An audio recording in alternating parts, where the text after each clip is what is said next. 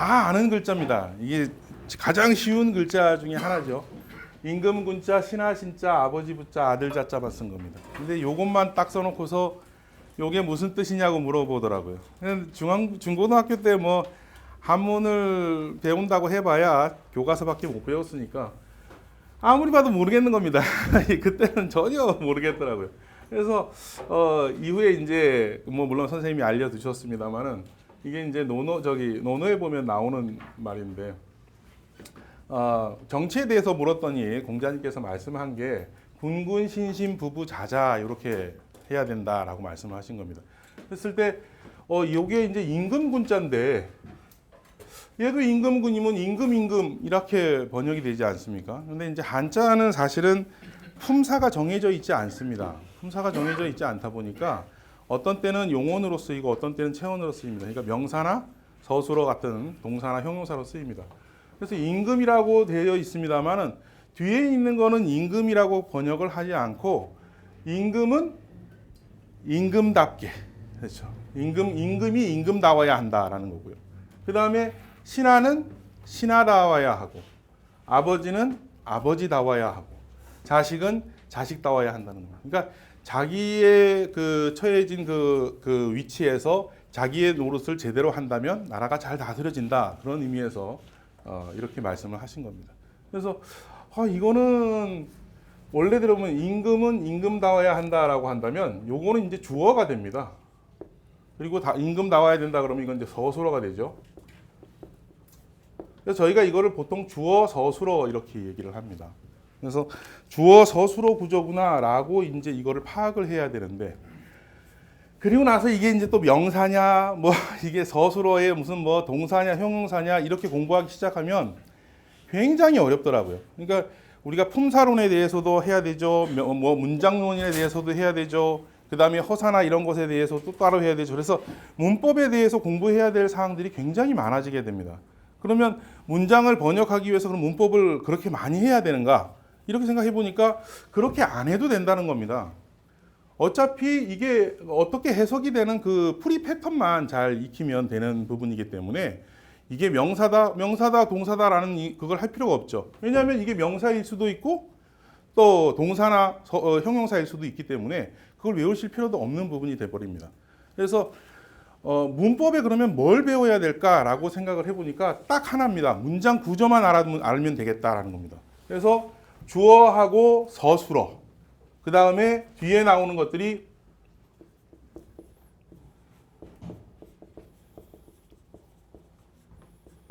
뒤에 목적어가 나올 수가 있고 또는 보어가 나올 수가 있습니다. 물론 이제 목적어가 뭐냐라고 한다면 여기까지 괜찮습니다. 주어는 이가로 떨어지는 말들이죠, 보통요. 뭐뭐이, 뭐뭐가 이렇게 되고, 서술어는 뭐뭐다로 떨어지는 말입니다.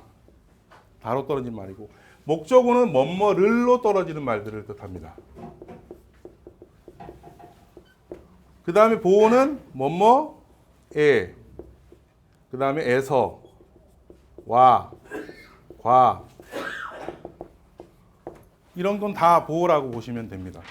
그러니까 한문에서 그러면 배워야 될 문장에 대한 문법 이론은 딱 요거면 다 되는구나 라는 겁니다. 요거만 아시면 다 해결이 됩니다. 그러니까 아마 그 다른 강의를 들으셔도 문법 설명을 사실은 그렇게 많이 하지 않습니다. 그 한문을 하실 때 보시면. 근데 꼭 알아야 되는 건 사실은 이겁니다. 이거는 또 어떤 면에서 보면 반드시 알아야 되는 겁니다. 그 다음에 이제 여기서 하나를 더 알아야 되는 게 뭐냐면 각각의 말들을 꾸며주는 말들. 각각의 말들을 꾸며주는 말들은 반드시 요거 앞에 있어야 된다는 겁니다.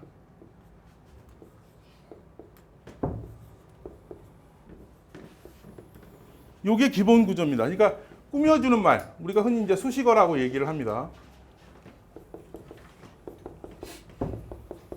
수식어에 해당하는 거는 요 바로 앞에 있다라는 말입니다. 근데 그러면 요거를 가만히 문장이라는 걸 이제 분석하기 위해서 가만히 보면 짧게 보면 차례대로 해석이 되는 것들이 있다라는 겁니다. 차례대로 해석이 되는 거는 주어하고 서술어는 우리나라 말처럼 똑같이 차례대로 됩니다. 나는 뭐 먹는다, 나는 사랑한다, 뭐 이런 말들이 있으면 그건 똑같다는 겁니다. 근데 목적어에 해당하는 건 우리나라 말은요, 여기 앞쪽에 와야 됩니다, 사실은. 근데 얘는 뒤로 갔지 않습니까? 그러니까 얘는 거꾸로 해석이 되거든요. 그러니까 얘는 거꾸로 되니까 차례대로 해석이 되는 게 아니죠. 근데 하나는 더 있습니다. 뭐가 있냐면 수식어 다음에 꾸미는 말들은 다 앞에 온다는 겁니다. 그러니까 차례대로 해석이 된다라고 하면 수식 구조인 거나 꾸며주는 관계이거나 아니면 주술 관계이거나 두 개인 겁니다. 그리고 물론 특이하게 병렬이라는 말이 있습니다. 병렬 관계라고요.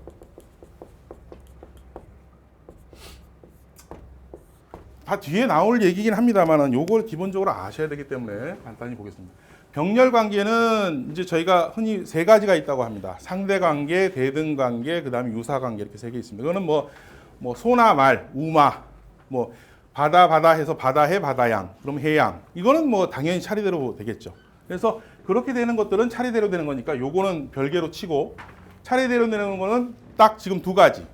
주어 관계, 주어 서술어 관계. 그러니까 주술 관계라고 흔히 얘기를 합니다. 짧게 얘기해서 주술 관계. 그다음에 수식 관계.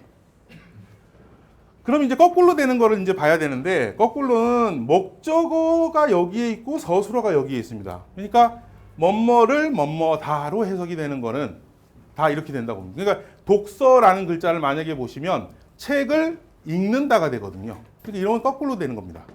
그다음에 보호도 마찬가지입니다. 근데 이게 보호라는 말이 우리 그 국문법의 보호하고 한문의 보호가 다릅니다.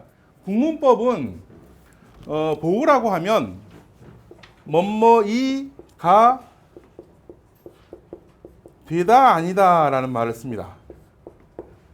그래서 뭐 사람이 뭐 짐승이 되었다 이렇게 되면 요 말 뭐뭐이 되다라는 그러니까 되다와 아니다라는 말 앞에 있는 말이 보호가 되거든요. 근데 이거가 아닙니다. 한문은 이게 아닙니다. 뭐뭐에 뭐뭐에서 뭐뭐와 과 이런 식으로 풀이가 되는 것들은 전부 다 보호로 봅니다. 그래서 뭐뭐에 뭐뭐다 이렇게 되면 전부 다 그냥 보호로 봅니다. 그러면 이 목적어하고 보호라는 것도 사실은 구별할 필요도 없이 이러한 을을에에서 와과로 해석이 되고 뭐뭐다로 끝나는 말들은 전부 다 거꾸로 해석한다 이렇게만 아시면 됩니다. 이게 한문 문법의 모두 다라고 보시면 됩니다. 뭐 품사론이니 뭐니 이런 얘기 다 하나도 필요 없이 이것만 딱 머릿속에 집어넣어 주시면 됩니다. 그럼 정리해서만 잠깐 보시면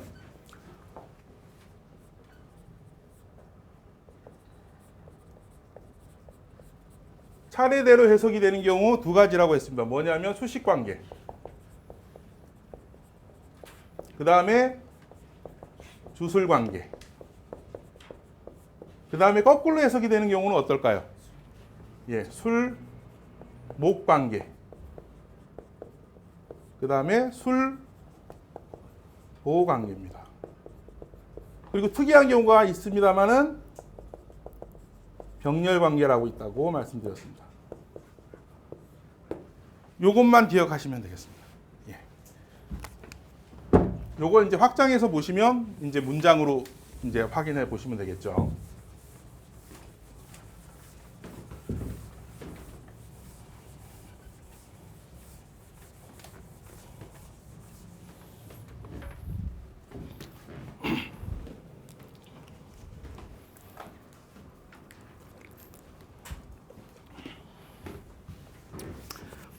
그럼 문장 한번 보겠습니다. 담호호지 담임인지라는 말이 있네요. 요걸 한번 또 풀이 한번 해보도록 하겠습니다.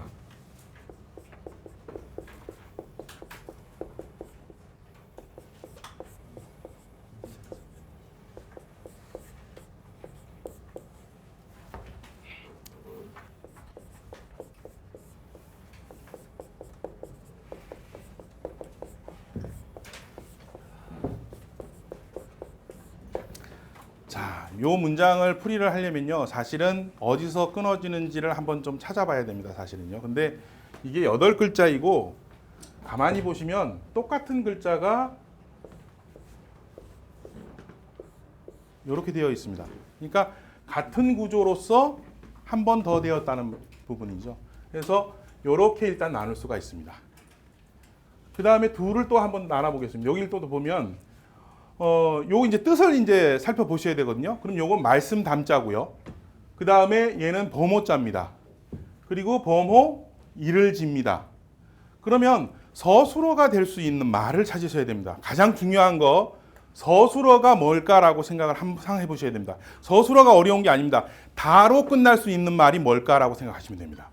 그러면 요거는 말하다라는 뜻으로 쓰일 수가 있거든요. 말씀담이니까.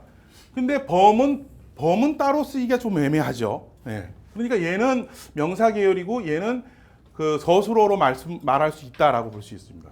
그러면 이 부분을 가만히 분석을 해보니까 호랑이를 말하다라고 거꾸로 해석이 됩니다. 거꾸로 해석이 되는 경우 술목 관계에서 뭐뭐를 뭐뭐다라고 풀이되는 경우가 있다고 했지 않습니까? 그러니까 요거 같은 경우에는 호랑이를 말하다라는 의미로서 해석이 되고요. 두 번째는 호지라는 말이 있습니다. 이것도 범어고요. 지는 이를 짓자입니다. 이르다라는 거는 도달하다라는 얘기니까 이것도 서술어네요. 그러면 호랑이가 이르다 이렇게 되는 거죠. 그러니까 이거는 호랑이가 이르다 요거 하나입니다. 그러면 얘는 주어 서술어 관계죠. 그래서 얘는 주술 관계, 얘는 술목 관계가 되죠. 이렇게 된 겁니다. 그렇게 돼서 호랑이를 말하니 호랑이가 오고, 똑같은 구조입니다. 사람을 말하니 사람이 온다 이렇게 번역이 되는 거예요.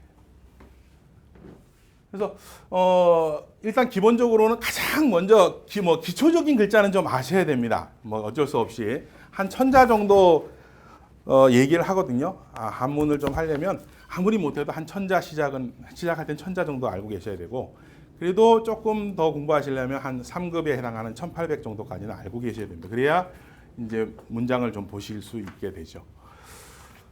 담호호지, 담임인지. 그래서 여기 이제 원래 그 여유당 전서에 이담 속찬이라는 그 부분이 있습니다. 그 정약용 선생님이 우리나라 그 속담만 모아가지고서 정리한 내용이거든요. 거기에 들어있는 부분입니다. 원래 이담이라는 중국 책이 있는데 거기 속찬이라고 그래가지고 정약용 선생님이 만든 책이 바로 이담 속찬이라는 책입니다. 대부분 다 이렇게 8자로 만들어져 있습니다. 어쨌든 속담이 되어 있는 책이 많지는 않은데 정약용 선생님이 또 어쨌든 정리를 한 그런 책입니다. 하나 더 보시겠습니다. 부족, 지족, 매유여, 조기부족, 상부족이다라는 말이 있네요.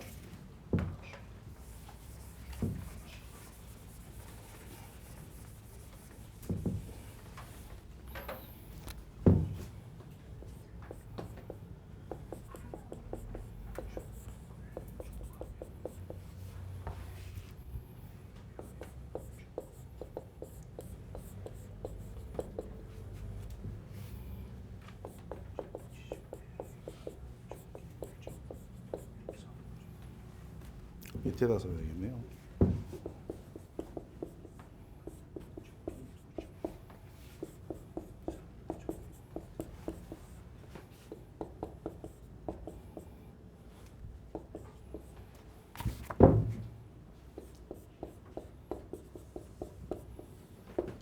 네, 됐죠?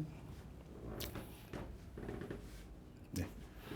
원래 이제 중학교 이제 1학년들 처음 와가지고서 강의할 때는요, 사실은 요런 글자들 처음서부터 가르치지 않습니까? 그래서 요런 글자 좀 쉽게 가르치려면 어떻게 해야 되나 그런 생각들 많이 합니다. 요게 원래 이제 발족자지 않습니까? 예. 그대로 읽으면요, 족발맛 이렇게 됩니다. 그래서 족발맛 이렇게 읽고, 요 글자를 거꾸로, 요 글자는 발족 이렇게 외우게 합니다. 그러면 아이들이 좀 쉽게 외우죠. 예, 그렇게 하는데 뭐 다들 아시는 거니까 그런 건 농담 삼아 조금씩 말씀드리겠습니다.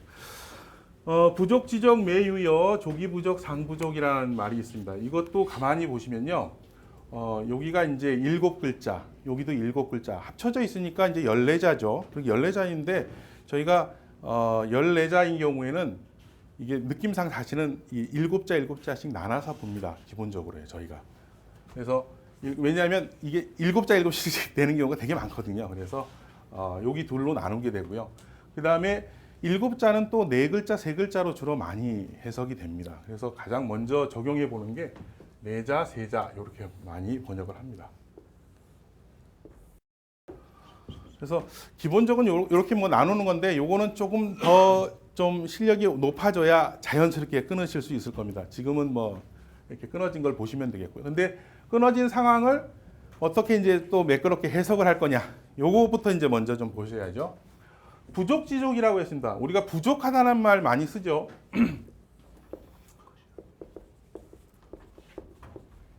근데 불족이 아닙니다. 그죠? 이 불자가 쓰인 다음에 뒤에 디귿이나 지읒이 오게 되면 이게 부라고 읽어야 됩니다. 우리나라 그 어법상 그렇습니다. 그래서 부족, 우리가 부족하다라는 말 합니다. 그러니까 족이라는 말이 부족하다고 족이라고 한다고 한다면 이거는 발의 의미가 아니라 충분하다, 만족하다 뭐 이런 의미의 족입니다. 그죠? 그러니까 부족하다, 부족이라는 말이 이제 우리 단어처럼 돼버렸죠. 그래서 부족의 족이 되는 겁니다. 이건 족은 만족이라고 분명히 말씀드렸죠. 만족하다, 충분하다. 부족한 것을 만족하면 만족하게 여기면 매유여. 매는 이제 매양매자입니다. 매양매자.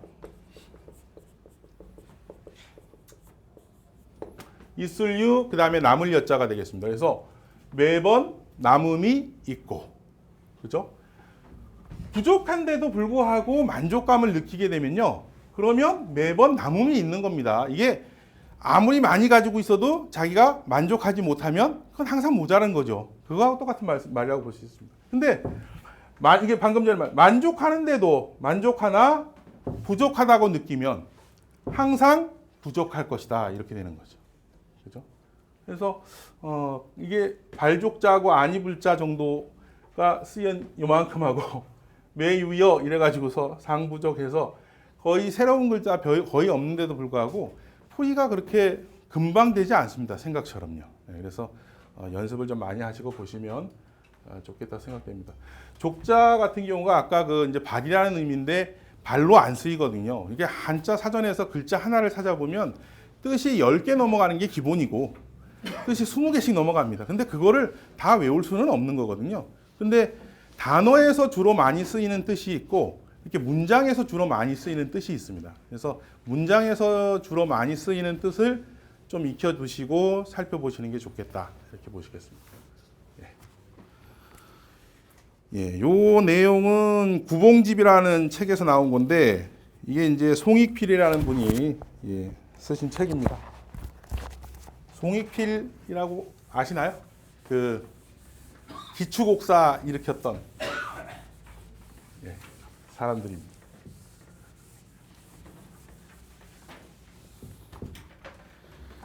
역사적으로는 평가가 그렇게 좋지는 않습니다.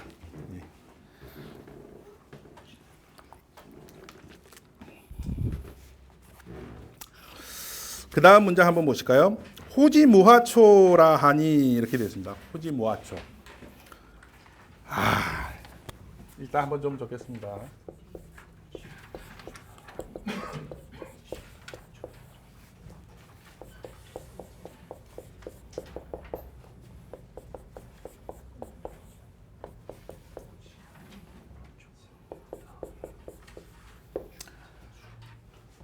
이걸 4번을 적어야 되는데요. 한 번만 적겠습니다. 너무 많은 것 같아서. 예. 오늘 첫 수업이다 보니까 학부모님들 모셔놓은 것 같아가지고 제가 좀 긴장이 좀 됩니다. 몇 번 더 강의를 하면 좀 나아지겠죠. 예. 이게 이제 오랑캐 호자입니다. 원래는요. 여기 삼수 붙으면 호수 호자 되죠. 그죠? 예. 근데 이게 어찌라는 뜻으로도 쓰입니다. 이건 뭐 땅지, 없을무, 그 다음에 꽃화, 풀초 이렇게 됩니다. 요게 이제 그 전해지는 얘기로는 어디서 나왔냐면 그 지방에서 이제 과거 시험, 초시라고 하죠. 그 시험을 치는데 이 왕소군이 그 시제로 나온 겁니다. 왕소군이 시제로 나왔는데 왕소군에 대해서 시를 써봐라 그랬는데 요거를 네 글자 네 번을 쓰고 제출을 하고 간 겁니다. 그래서 이 이제 심사하시는 사람들이 이걸 이제 심사하려고 쭉 이제 살펴보다가 요걸 장원으로 뽑았습니다. 왜냐하면 이 5글자를 써놓고 나서 시로서 분석을 하니까 이게 다 의미가 조금씩 다르다는 겁니다. 그래서 요게 이제 장원으로 뽑혔던 그렇게 뭐 뽑혔다 이렇게 전해집니다. 네, 한번 잠깐 보시면요. 호지무화초라 하나 호지무화초리요 요것만 먼저 하겠습니다. 요 앞부분 그러니까 요거를 우리가 그 선경후정이라는 말을 쓰거든요.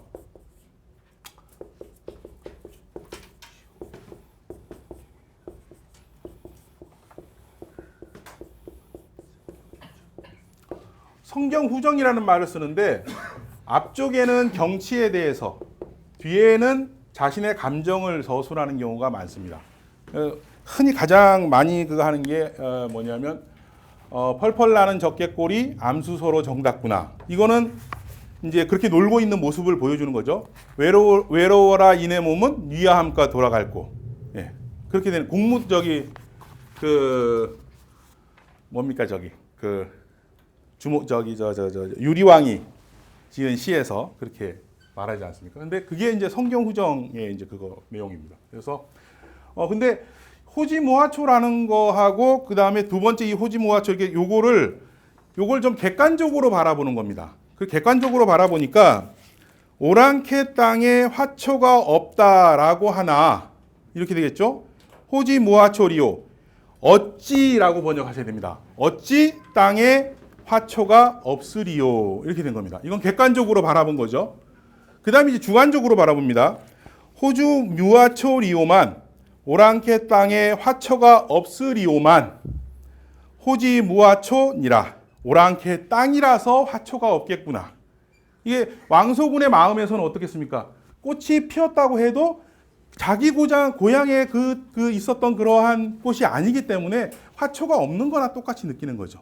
이거는 자기 개인적인, 주관적인 그런 감정을 서술한 거라 볼 수 있습니다. 그러니까 이게 시의 어떤 선경후정의 그런 그 구조라던가 또 이런 그 한자의 그 토에 따라서 의미가 달라지는 것까지 이해를 해야 이 시가 해석이 되는 겁니다.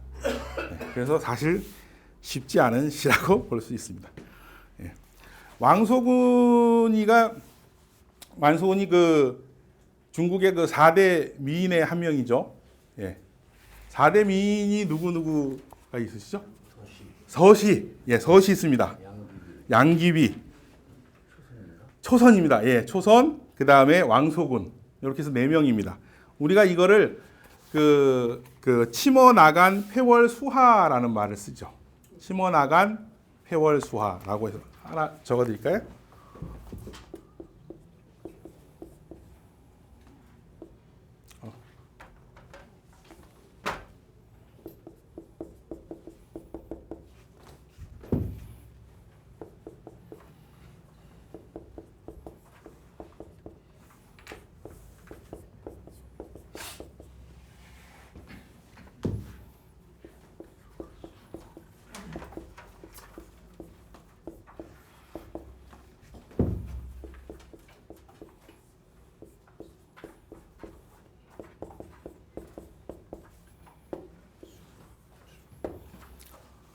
사대 미인이신데요. 4대 미인이신데 나간이 왕소군을 나간이라고 합니다. 왕소군이가 그 한나라 원제 때 궁녀였습니다. 근데 이 여자가 이제 너무너무 이쁘죠, 사실은요. 근데 이제 이 원제의 그 황제가 이 궁녀가 3,000명입니다. 근데 이제 매번 이제 3,000명 궁녀들을 다 볼 수가 없으니까 이게 모연수라는 그 화공한테 이 3,000명 그림을 그려가지고 오라고 했었습니다. 그래서 그림을 그려가지고서 그 중에서 쭉 보다가 얘 이쁘다 그러면 얘하고 이제 오늘 밤 이러면서 이렇게 했던 겁니다.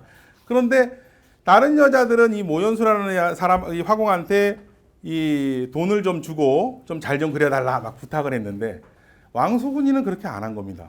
왜냐하면 왕소군이가 가장 이쁘니까 뭐 멀리서 바라봐도 그냥 뭐 막 뛰어난 겁니다. 그러니까 이 여자가 굳이 자기는 그렇게 안 해도 된다 이렇게 생각을 한 겁니다. 근데 이제 그림을 이제 그 모연수가 어떻게 그렸겠습니까? 얼굴에다가 눈, 코, 입고 있고 그냥 점 하나 꾹 찍어놓고 이렇게 그려놨겠죠. 그러니 황제가 보기에 에이씨 얘는 빼고 한 번도 선택을 당하지 못한 겁니다. 가장 이쁜데도 불구하고. 근데 이제 그 당시에 그 북쪽에서 흉노가 자주 쳐내려 왔습니다. 그래서 흉노 그쪽 족장한테 궁녀 중에 하나를 이제 내주고 화친을 맺었던 겁니다. 그때 이제 모연수가 그린 그림 중에 제일 못한 거 하나를 딱 고른 겁니다. 그래가지고 이제 이걸 골랐죠. 근데 이제 근데 골라가지고 이제 얘를 이제 보낸다 해놓고서 이제 흉노족 왕한테 당 얘기를 해놨는데 이제 가는 날이 돼가지고서 그래도 얼굴은 한번 가서 봐야 되지 않습니까? 왕이 자기가 그래가지고서 했는데 미안한데 얘기도 해야 되고요. 그래서 얘기를 하려고 딱 불렀더니 완전히 김태희야. 그래가지고 야 그러고 나니까 화가 이제 막 난 겁니다. 그래서 모연수는 안녕하셨습니다. 바로 그냥 저 세상 가시고 그런데 이제 그 옆에 있던 흉노 그 왕은 좋아가지고 와 하고 이제 데리고 간 겁니다. 그래가지고 이 여자가 그 흉노 땅에서 사실은 살게 된 거죠. 그래서 이제 이런 시가 나올 수 있는 거죠. 그 심정을 읊은 거라고 볼 수 있겠습니다.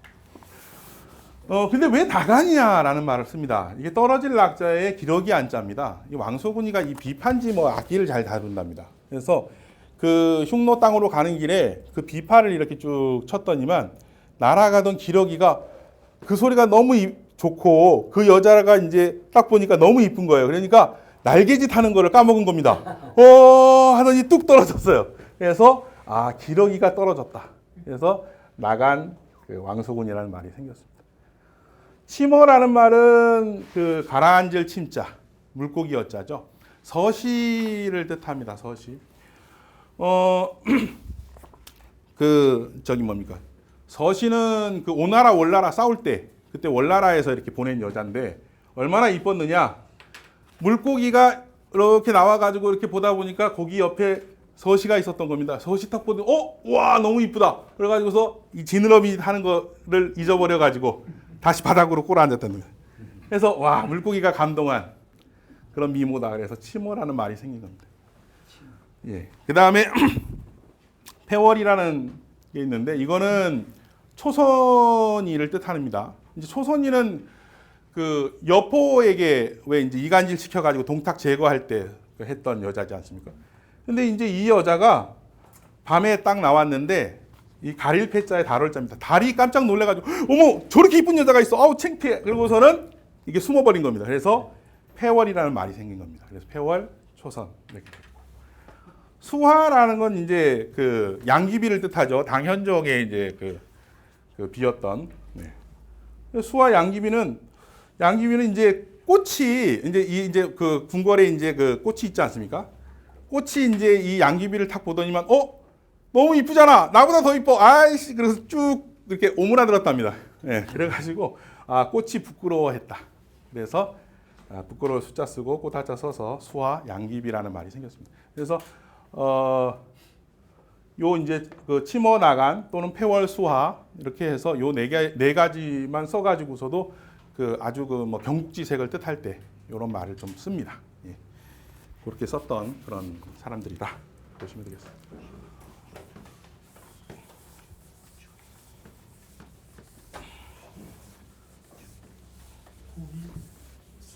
삼사연주 한 번만 더 설명 좀 해주세요.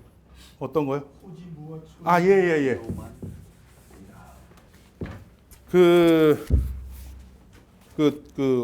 호지 모아초 리오만 이렇게 되지 않습니까? 그래서 오랑캐 땅에 화초가 없으리오만 이렇게 돼야 됩니다. 그리고 호지 모아촌이라 오랑캐 땅이라서 화초가 없구나 이렇게 돼야 됩니다.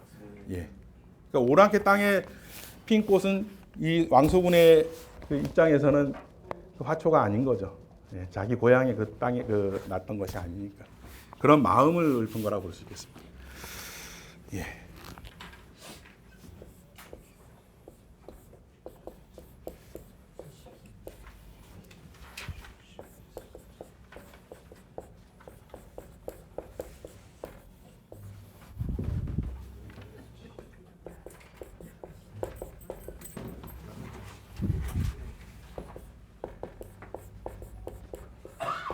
아이고.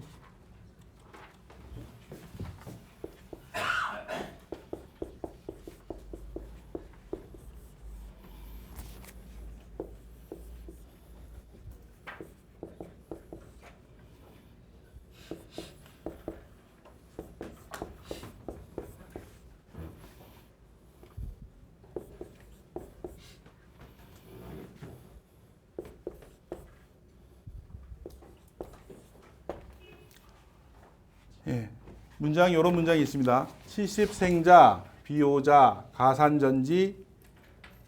예, 이거 읽어버리면 또 뜻이 나오기 때문에 더 안 읽겠습니다.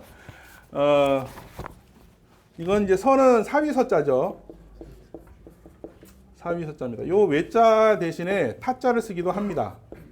교재에는 타자로 되어 있습니다. 이건 이야기가 좀 있습니다.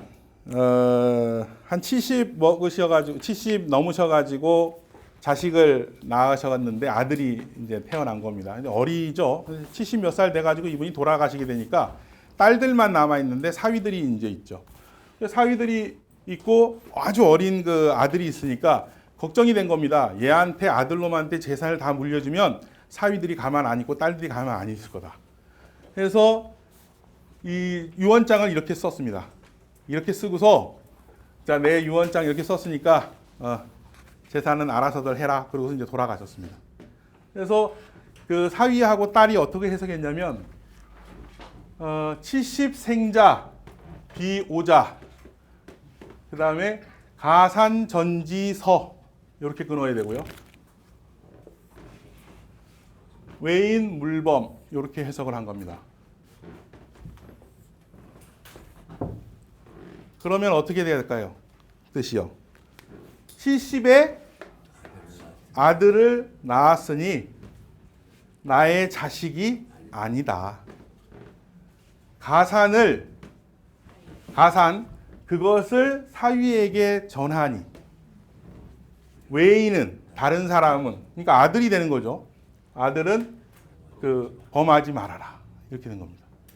이렇게 해석하고 모든 재산은 딸들이 날아가졌습니다.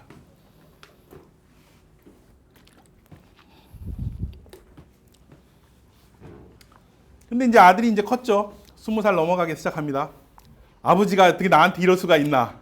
그래서 이제 유언장 이런데 뭐 그러면서 이제 그렇게 된 겁니다.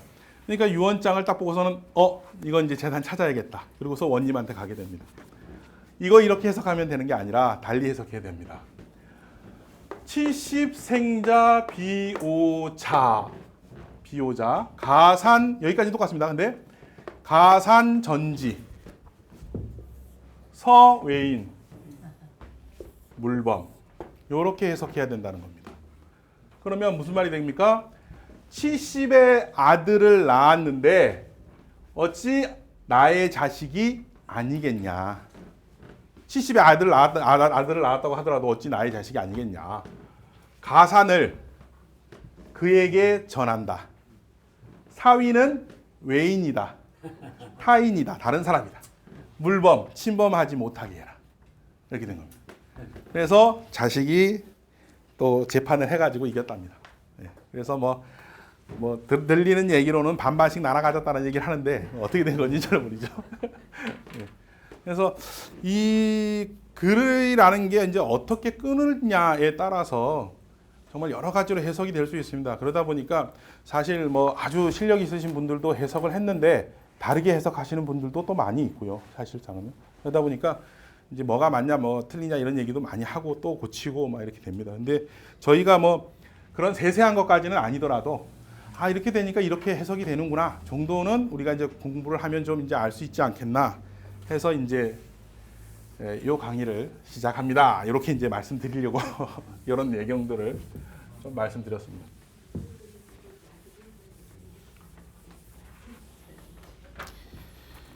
예, 두 가지로 보시면 되겠습니다. 저희가 저기 강의하면서 중간에 한 번만 쉴 겁니다. 그래서 1시간 20분쯤 지나서 한번 15분 정도 쉬고요. 예, 그리고는 또 쉬지 않고 계속 끝내서 5시 끝내도록 그렇게 하겠습니다. 수업을 하신다라고 하면 어떤 자세로 수업을 해야 될까 그렇게 생각합니다. 어렸을 때는 뭐 열심히 막 외우고 막 안 외워지면 딸딸딸 하고 금방 그렇게 되는데 이제 나이가 어느 정도 되니까 이제 안 외워집니다. 진짜 안 외워집니다. 몇 번을 봤는데 바로 돌아서면 또 모르겠어요. 솔직히 말해서 지금도 이제 실실 그런 생각들이 듭니다. 저도. 그러니까 제가 어떻게 하냐면은 저는 그 외워야 될 거 있으면 써가지고 화장실에다 붙여놓습니다. 예. 그래서 화장실에 가가지고 앉아가지고서 꼭 한 번씩은 보는 거죠. 하루에 한 번도 가고 두 번도 가니까 예. 저는 변비 아니거든요. 그래서 자주 가서 봅니다. 그러니까 외워지더라고요. 그래서 그런 자세가 좀 필요하지 않은가라고 생각됩니다. 그래서 꾸준하게 계속 반복이 돼야 됩니다. 그래서 한번 이런 말씀 한번 드려보겠습니다.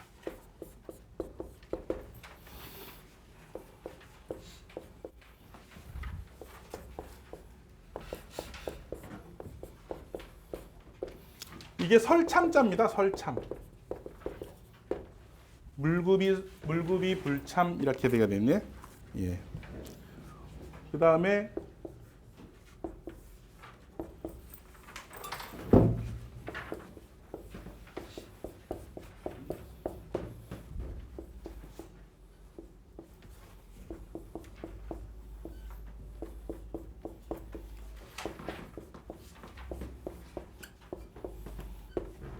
요런 자세가 필요하죠.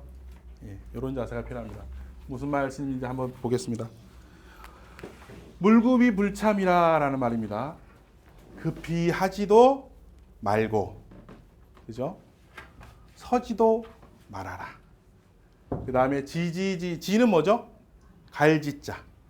가고 가다 보면 가는 중에 알게 되고, 행하고 행하다 보면 행하는 중에 이루어지게 된다. 그래서 저희 공부는 이런 자세로. 예. 그래서 반복하고 외우고 또 까먹으면 또 외우고 뭐 이러시면 되지 않겠나 그렇게 생각됩니다. 그래서 물급이 불참, 지지지, 중지, 행행행, 중성 이렇게 보시면 되겠습니다. 이것도 참 재밌죠. 지지지 또 지지 않습니까, 그죠? 물론 뭐 여긴 달라집니다만 가다라는 거. 가고 가다 보면 가는 중에 알게 되고 행하고 행하다 보면 행하는 중에 이루어지게 된다. 이렇게. 그래서 지지지 행행 이렇게 또 살펴볼 수 있겠습니다. 예. 그 다음에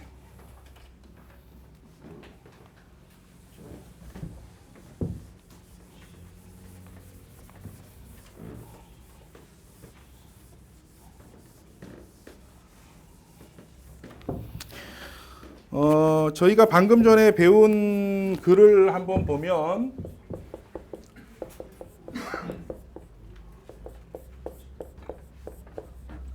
담호라는 말을 배웠습니다. 말하다. 이게 서술어라고 말씀드렸죠. 그래서 호랑이를 말하다. 목적어입니다. 문장을 조금 더 길게 말해보죠. 뭐냐면 앞에 소년이라는 말이 하나 더 들어갔다고 치시면 소년이 호랑이를 말하다가 됐죠. 소년이가 뭐가 됩니까? 이게 주어가 됩니다. 그래서 주어, 서술어, 목적어, 그죠? 요 기본 구조입니다. 그러니까 주술 관계에다가 술목 관계가 이렇게 합쳐진 거죠, 지금. 이렇게 된 겁니다. 그 다음에 여기서 꾸미는 말을 하나 더 넣어보겠습니다. 매번 말하다. 말하는 걸 꾸미면 어디에 들어가야 됩니까? 요 앞에 들어가야 되죠. 꾸미는 말은 앞에 들어가야 됩니다. 그러면 매자가 여기 들어가야 되죠. 그래서 소년, 매담, 호가 돼야 됩니다. 그러면 호랑이를 만약에 꾸미시려고 하면 어디다 넣어야 됩니까? 여기다 넣어야 되죠. 바로 앞에. 그죠? 여기 뭘 넣을까요? 맹자 넣겠네요. 요거 사나울 맹자입니다. 그러면 사나운 호랑이 이렇게 되는 거죠. 그래서 문장을 만약에 소년이 매번 사나운 호랑이를 말했다. 이런 식으로 만약에 문장이 있다 그러면 어떻게 써야 되느냐? 기본 구조 주술목 구조에서 꾸며주는 거 앞에 들어가시면 됩니다. 그러니까 문장을 구성하신다 할 때도 이렇게 구성하시면 되고 가장 기본적인 문장을 풀이하실 때도 이렇게 풀이하시면 되는 겁니다. 우리 상황을 맹자에 네. 올레자를 하는 호랑이가 온다고 말하는. 아, 호랑이가 오다라고 하시면요. 호랑이가 방금 전에 오다라고 해가지고서 그 이를 지자를 썼지 않습니까? 그죠? 예. 이 호랑이가 오다라는 거는 이렇게 붙으셔야 되는 겁니다. 이게 차례대로 가야 호랑이가 오다. 이 주술 관계라고 했지 않습니까? 그죠? 다로 끝나는 말은 뒤에, 거기에 주어에 해당하는 거는 앞에 이렇게 되는 거죠. 근데 여기에 문장이 돼야 되죠, 사실은요. 문장이 돼야 되는 거니까 이게 이제 이렇게 되겠네요. 소년이 호랑이가 온다고 말하다 이렇게 되겠네요. 요 위에 거 해석을 안 하고 보시면요. 근데 그래서 소년이 호랑이가 온다고 말하다 이런 식으로 문장 구성하시면 되겠습니다. 예. 그러니까 어떤 면에서 보시면 항상 그 서술어, 그러니까 다로 끝날 수 있는 말이 뭘까 이거를 한번 잘 찾으셔야 됩니다. 그래서 기본 단어 항상 보시면서 서술어로 쓸 게 뭘까를 한번 꼭 생각해 보십시오. 하나만 더 보도록 하겠습니다.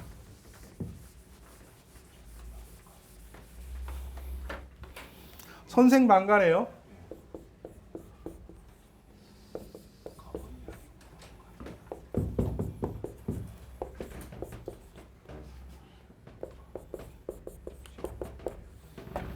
자, 선생방가면은 뭐 선생이라는 말은 굳이 뭐 설명할 거 없이 그냥 선생입니다. 선생님 뭐 보통 많이 쓰시니까요. 먼저 선자에 날생자 씁니다.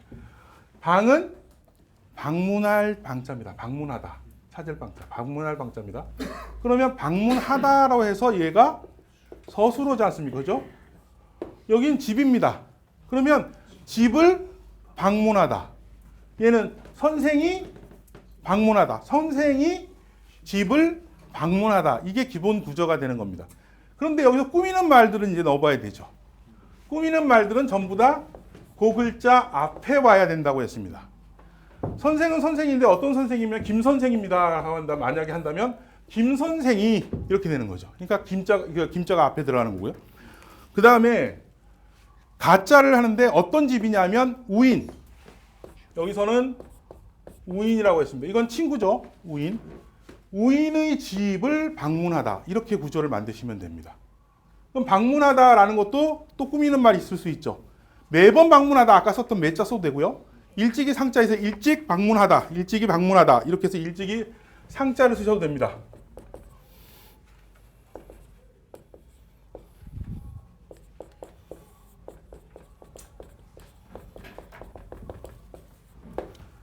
일찍이 상자는 이게 원래는 부사라고 합니다. 문법상으로는요. 근데 이런 거 몰라도 되죠. 몰라도 상관없습니다. 왜냐하면 이거 꾸미는 말이구나라는 것만 아셔도 되고요. 얘도 마찬가지로 이게 꾸미는구나 이렇게만 알면 되는 거기 때문에 문법적으로 설명할 필요도 없고 문장 구조만 생각하시면 됩니다. 그래서 기본 구조만 항상 생각하시고 꾸미는 건 바로 앞에 넣는다라고 생각하시면 문장 구조는 항상 쉽게 좀 보실 수 있을 것 같습니다. 예. 가을에 방문하다. 여기가 이제 요거 대신에요. 가을에 방문하다. 거꾸로 가셔야 되지 않습니까? 그죠? 방문하다라는 말에서 누가 방문하다가 아니고 가을에라는 뭐뭐에라는 말이 쓰이게 되면 이거는 보호 관계라고 말씀드렸죠. 제가 보호의 뭐뭐에, 뭐뭐에서 뭐뭐와 뭐뭐과라는 말을 했죠. 그래서 여기가 가을이다 그러면 가을에 방문하다. 선생 방 가을이죠. 원래는요. 가을 추가 넣으면 되는데 여기에 뭐뭐에라는 말을 하나 더 넣어주면 더 좋습니다. 그죠? 그래서 뭐뭐에에 해당하는 어조사 어자 정도 넣어주시면 추 이렇게 추 정도 해도 되는 거죠. 그래서 가을에 방문하다 이렇게 문장을 만드실 수 있는 겁니다. 그러니까 기본 구조 만들고 그 기본 구조에서 자기가 넣고 싶은 거 조금씩 더 넣고 그러면 문장을 언제든지 만드실 수 있는 거죠. 그러니까 문장 만드시는 연습을 자꾸 해보다 보시면요. 그러면 나중에는 이제 긴 문장도 본인이 쓸 수 있고 막 이렇게 할 수 있는 그런 실력까지 올 수가 있는 거죠. 근데 지금 거기 네. 가을에 집을 방문한다 그러면 가앞에다 어치를 넣나요? 가 뒤에다 어치를 넣나요? 예, 그것도 사실은 조금 왔다 갔다 할 수 있는데요. 저희가 주술 목보라고 보통 얘기를 합니다. 예, 그래서 목적어가 먼저 앞에 나오고 그 다음에 보어가 뒤에 있는 경우가 더 많습니다. 그래서 가을에 집을 방문하다 이렇게 보시면 되겠습니다. 예, 문장 구조는 그렇게 넣으시면 됩니다. 주술 목보 문장이 그 논어나 이런 데에 뒤져보면요. 전체에서 한 2문장 정도 나오나 그렇습니다. 예. 공자가 문예여 노자, 공자가 노자에게 예에 대해서 물었다. 예, 뭐 이런 식으로 나와가지고 한 2문장 정도 있는 것 같습니다. 전체에서. 예. 그래서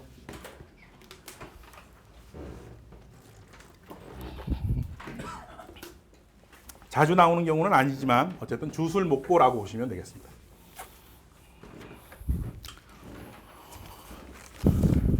우리나라 말은 서술어가 어떤 면에서 보면 좀 그렇게 중요하지 않습니다.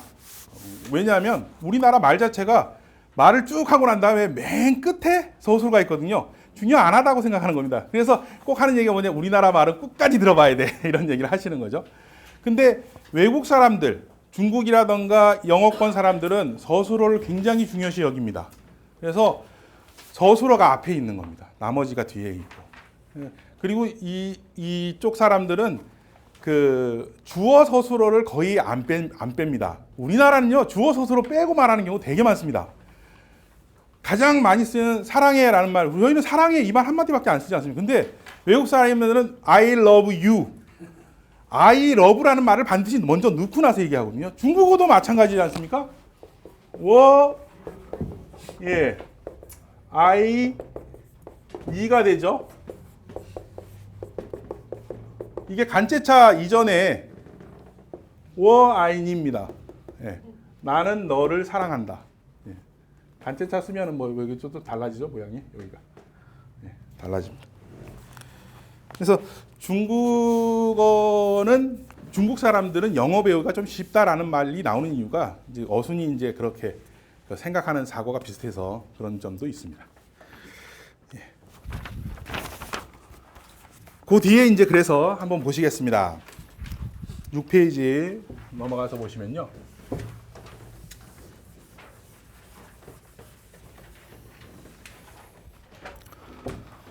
자, 요거는 어떤 일이 있어서도 아셔야 됩니다. 문법 다른 거는 제가 말씀 안 드립니다. 다 필요 없습니다. 품사론이니 뭐니 다 필요 없습니다. 근데 이거는 아셔야 됩니다. 문장 구조를 알기 위해서. 그래서 연습을 합니다. 자, 첫 번째가 뭐죠? 천고입니다. 하늘천에 높을고. 그럼 서술어가 뭘까요? 높다라는 말이 서술어가 되지 않습니까? 그죠? 그러니까 천이 앞에 있으니까 주어죠. 그래서 하늘이 높다라고 되는 거예요. 그래서 주술 관계인 겁니다. 예. 그 다음에 춘내라는 말 들으니까 춘내 불사춘 생각나네. 왕소군이 그 했던 얘기 또 나오네. 춘내, 봄춘자의 올레자입니다. 봄 서술어 아니죠. 그 다음에 올레, 레는 오다라는 뜻이죠. 그럼 서술어지 않습니까? 그러니까 서술어 앞에 있고 추는, 그러니까 봄이 오다, 주술 관계인 겁니다. 예, 그렇게 보시면 되겠습니다. 그 다음에 황국이라는 말이네요. 누를 황자에다가 국화국자입니다. 누를 황자도 국화국자도 요거는 서술어가 아니라 수식을 해주는, 꾸미는 겁니다. 국화는 국화인데 어떤 국화? 누런 국화인데 하얀 국화도 있겠습니다만 여기서는 누런 국화거든요. 그러면 누런 국화라는 것이 차례대로 해석이 된 거거든요. 그러니까 수식 관계인 거죠. 국화는 국화인데 어떤 국화냐? 그래서 수식 관계인 겁니다. 하나 더 보시면 백운 하나 볼까요? 백운. 흰 구름입니다. 흰 백자에다 구름 문자. 구름이라는 것을 꾸미는 수식 관계. 그래서 흰 백자가 들어가서 백운이 된 흰 구름. 꾸미는 거니까 바로 앞에 있어야 된다고 말씀드렸지 않습니까? 그래서 백운 이렇게 보시면 되겠습니다. 그 다음에 서행하고 필거라는 말을 한번 보겠습니다. 이것도요, 가다라는 이 가다라는 말이 있는데 행이라는 말이 가다라는 말이고 서는요 천천히 서자입니다. 그러면 가기는 가는데 빨리 가는 것도 아니고 천천히 가는 거니까 얘가 얘를 꾸며주는 겁니다. 그래서 천천히 가다. 서행 그러면 꾸며주는 관계, 수식 관계입니다. 근데 아까 수식 관계하고 지금 수식 관계가 조금 다른 게 뭐냐면 아까는 국화라는 단어를 꾸미는 거였고요. 그러니까 명사를 꾸미는 거죠. 그죠? 국화나 구름이라는 어떤 명사를 꾸미는 그런 말들이었거든요. 근데 이거는 서술어거든요. 서술어 아까 꾸미는 게 모든 부분에서 다 꾸밀 수 있다. 주어도 꾸밀 수 있고 목적어도 꾸밀 수 있고 서술어도 꾸밀 수 있고 보어도 꾸밀 수 있다라고 말씀드렸는데 주어하고 목적어하고 보어는요 명사인 경우가 많습니다. 그러면 서술어는 당연히 다로 끝나는 말이 되죠. 그러니까 다로 끝나는 말을 꾸며주는 것도 당연히 앞에 와야죠. 그래서 서행 할 때는 당연히 앞에 오는 겁니다. 그래서 이런 경우, 그러니까 서술어를 꾸미는 경우도 앞에 있다라는 걸 좀 아셔야 될 것 같습니다. 거자도 뭐 가다라는 의미인데요. 반드시 가다, 필거라고 하면은 반드시 가다. 그러니까 가다를 꾸며주는 것도 앞에 와야 되는 거죠. 그죠? 그래서 그렇게 보시면 되겠습니다. 밑에 국화꽃이 하나 있는데요. 이게 왜 있냐면은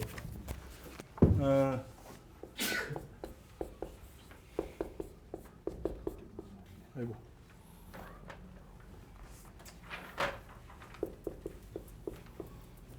요게 풀초지 않습니까? 그죠? 예, 풀초입니다. 그 다음에 요렇게 되는 부분을 요거 우리가 쌀포라고 합니다. 이렇게 물건을 싸다. 예, 싸다. 근데 요게 뭔가요? 쌀미자. 예, 미수라는 말이 있죠. 미수. 88살을 미수라고 하지 않습니까? 쌀미자의 위에 8팔, 그 다음에 10, 8팔 뒤집어진 거. 그래서 이거 전부 다 88살을 뜻할 때 미수라고 얘기를 하거든요. 그러면 쌀이라는 거니까 쌀을 밥을 싸가지고 있는 풀. 밥을 싸가지고 있는 풀. 이 국화 잎사귀 모양이 밥알 모양이거든요. 그러니까 밥알을 싸고 있는 이렇게 되어 있는 그런 형식의 풀이다. 그래서 국화국자 이렇게 보시면 되겠습니다. 예.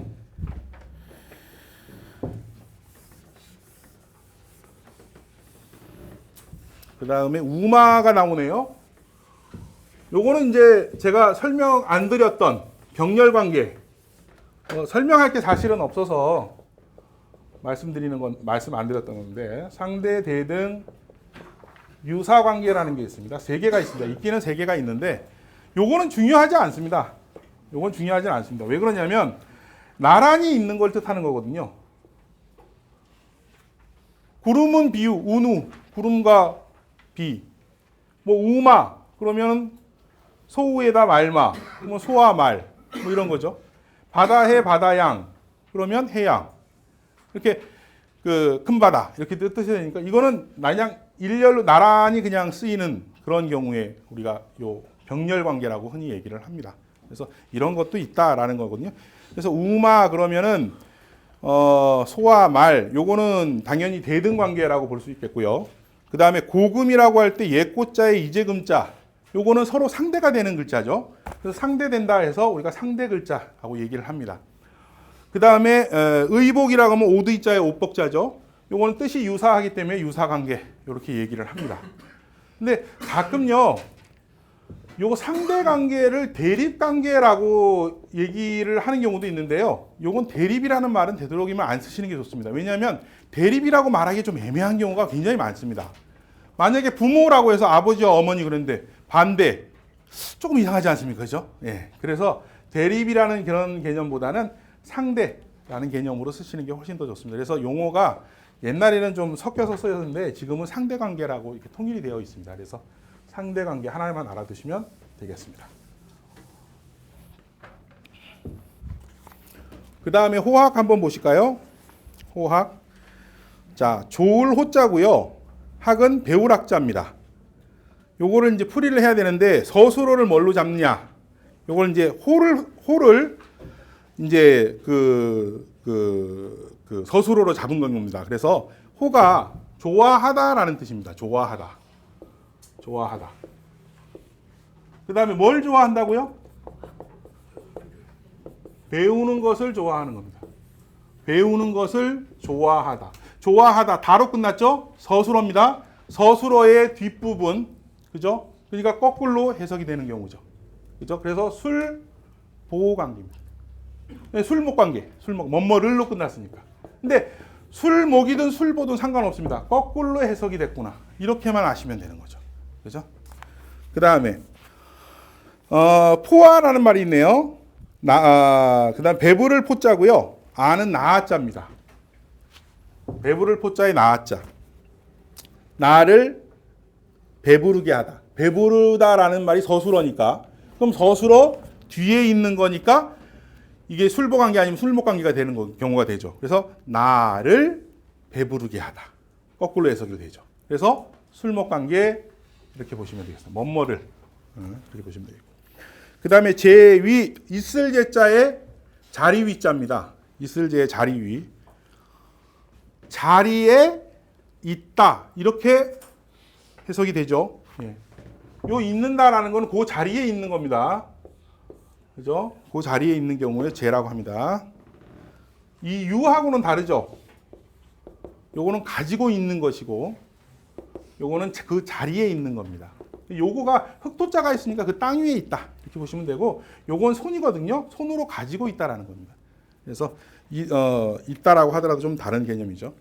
그래서 요것도 있다라는 말이 당연히 서술어니까 뒤에 있는 말 자리에 있다, 뭐뭐에 있다라는 건 술보 관계라고 말씀드렸죠. 뭐뭐에, 그죠?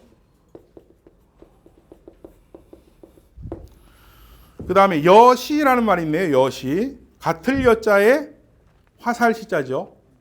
화살과 같다, 화살과 같다 서술어. 그래서 당연히 거꾸로. 그 다음에 유자하고 무자가 나오면요. 요건 뒤에 오는 겁니다. 뭐뭐를 가지고 있다. 뭐뭐가 있다. 뭐뭐가 없다. 이렇게 되니까 이거는 뭐 유라는 것이 있으면 당연히 뒤에 있는 거. 요것도 마찬가지로 거꾸로 해석이 되는 경우다. 이렇게 보시면 되겠습니다. 그래서 있다. 믿을 신자. 믿음이 있다. 이렇게 번역하시면 되고 거꾸로입니다. 부끄러움이 없다. 부끄러울 치자 같은 경우에 귀자의 마음심이거든요. 예. 부끄러움을 많이 타는 사람은요, 뭐라고 몇 마디만 하면 얼굴 중에 귀가 시뻘개집니다. 바로. 그래서 티가 나죠. 그래서 여기 이제 부끄러울 치자 할 때는 귀자가 써 있습니다. 요게요, 사실은요, 술보 관계이기도 하고 술목 관계이기도 합니다. 왜 그러냐면 언제 배웠느냐에 따라 다릅니다. 교과서에서 술목 관계로 가리키던 때가 있었습니다. 그리고 또 언제는 또 술목 관계로 또 바뀌었었습니다. 근데 한 번 더 바뀌었습니다. 또 바뀌어가지고 술목 관계로 갔다가요. 지금은 술보 관계로 갔습니다. 그래서 이게 있다 없다가 술보 관계 있다 술목 관계 왔다 갔다 했거든요. 지금은 술보 관계로 보고 있습니다. 지금은. 예. 근데 그게 중요한 게 아니게 됐죠. 왜냐하면 이게 어떻게 해석하느냐 그것만 이제 아시면 되니까요. 예. 무치. 부끄러울 치자. 예, 부끄러울 치자입니다. 우리 후한무치라는 말 하지 않습니까? 그죠? 왕은 후한무치하다. 이런 얘기도 하죠. 예, 그렇게 보시면 되겠고.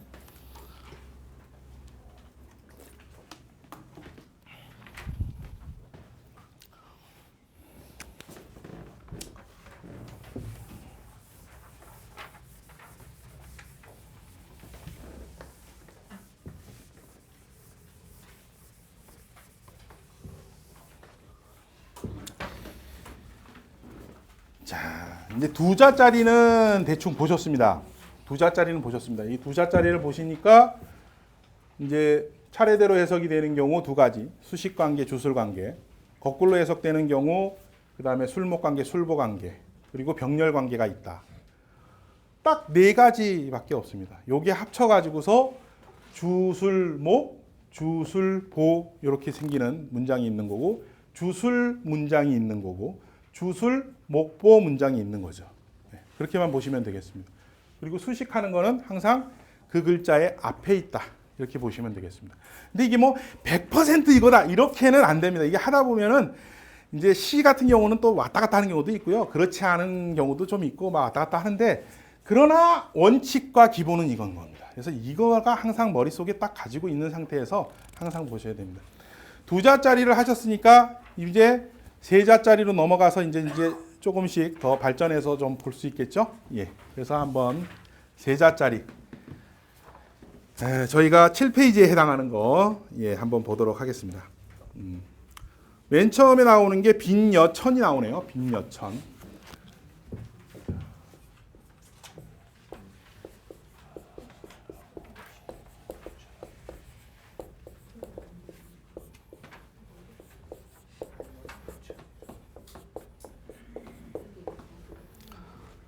빈은 뭐죠? 가난하다라는 뜻이죠.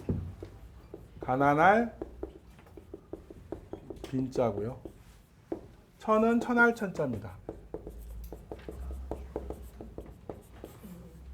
글자 가만히 보시면요. 나눌 분자의 조개패입니다. 조개가 옛날에 돈의 개념으로서 조개패를 쓰거든요. 조개를 나누어 줬다. 즉 돈을 나누어 주었다는. 돈을 막 나누어 주니까 가난하게 된 겁니다.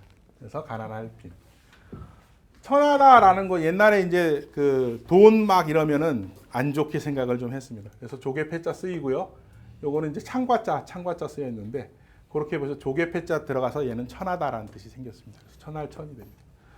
요 중간에 있는 게 더블여자입니다. 이제 조금씩 이제 문장을 해석하는데 요게 왜 쓰였을까 이제 조금씩 알아두셔야 되는 내용들이 조금씩 나옵니다. 뭐가 되냐면 이 여자가 쓰였을 때 요 앞에 있는 것과 요 뒤에 있는 단어를 연결시켜주는 역할을 보통 합니다. 물론 여기 뜻이요. 참여하다라는 뜻도 있고 더불더라는 뜻도 있고 있습니다만 그 중에서 여기서는 지금 뭐뭐와라는 정도입니다. 근데 이거는 앞에가 명사형입니다. 명사형이 이렇게 옵니다. 제가 명사형이라는 말씀을 드리면 또 품사 얘기가 들어가 버려서 조금 어려워지는데 그냥 단어라고 흔히 얘기하는 거죠. 컵, 볼펜, 연필 이런 것처럼 그런 단어인. 그냥 가난하다가 아니라는 뜻입니다. 가난함과 천함입니다. 이게 여자가 앞에 여자가 있고 좌우로 그러니까 A, 여, B라고 할 때 이 A하고 B는 명사형이어야 된다는 겁니다. 명사형. 여금여로 해망이라 하니라는 말이 있습니다. 여금여. 여는 너였자. 아니지, 나였자. 아니, 또 창문자 소리. 여.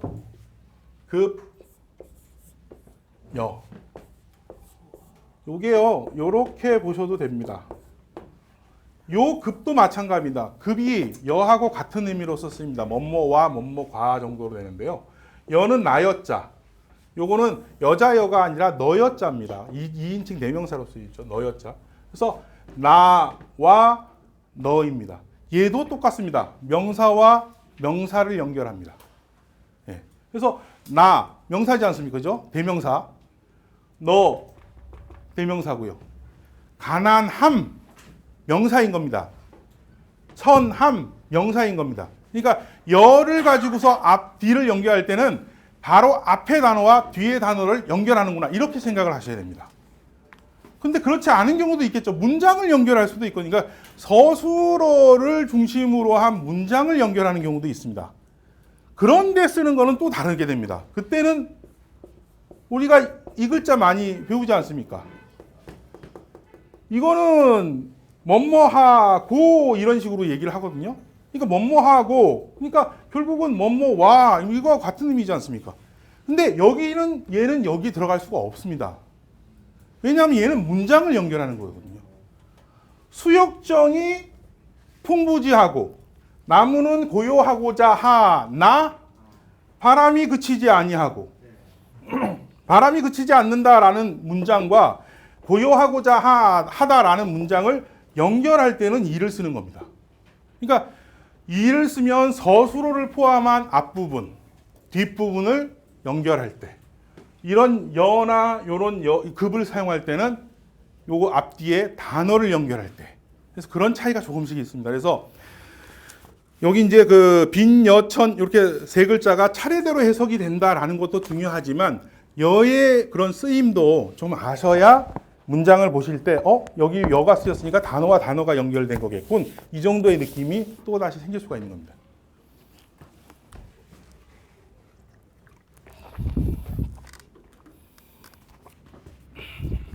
빈여천도 있고요. 부여귀도 있죠. 부여귀. 그래서 그 3번의 논어에 나오는 얘기 보면은 부여귀는 시인지 소용냐나 불이기도로 득지어든 불쳐야 하며라는 문장이 있습니다. 글자가 작아서 잘 안 보이시겠습니다만은 부하고 귀함은 이것은 사람이 하고자 하는 바이나 불이기도 그 도로서 한 것이 아니면 그 방법으로서 그것을 얻은 것이 불 아니거든 불쳐야 처하지 아니하며 이렇게 되거든요. 그때 나온 문장입니다. 그래서 부여귀 그 다음에 이제 뒤에 나온 게 뭐냐면 빈여천이죠. 그래서 가난함과 천함은 시인지 소오야 이 오죠 미워하는 자 이것은 사람이 미워하는 바이나 그 도로서 그것을 얻은 것이 아니더라도 불거 떠나지 아니한다라고 맨 밑에 거기서 나온 문장입니다.